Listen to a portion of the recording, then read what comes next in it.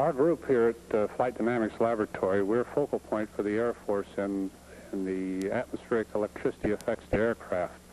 And we are currently studying the effects of the atmospheric electricity on the materials, the new materials and new electronic systems being flying on our future aircraft.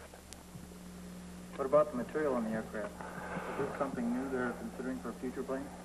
The new aircraft that are being designed today are using composite material. This is a material that has metallic fibers in an epoxy matrix.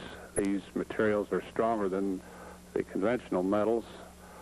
They cannot conduct the current like conventional metals, so we are conducting research to see how susceptible these composites are to the lightning environment. This insulation type material burns easily from lightning. Will it be abandoned as a replacement material? Well, it's not so much the burning. These fine wires in the epoxy matrix cannot carry the large currents, and they tend to explode. At the present time, we're still doing research.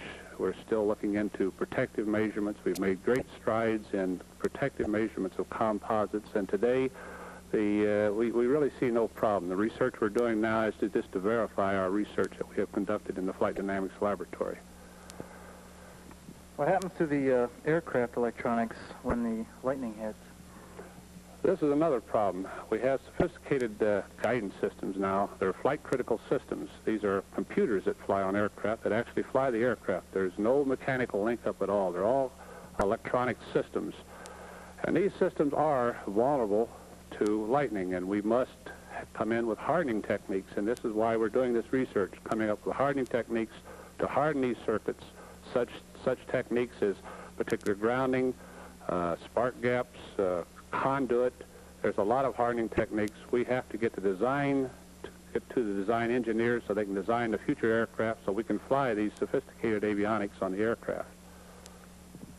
Why did you pick this system here at Wendover for your experiment? This is the only large Tesla facility in the free world as we know it. This particular facility gives us very long arcs, and it's a better reproduction of the natural environment of any type of facility that now exists within the country.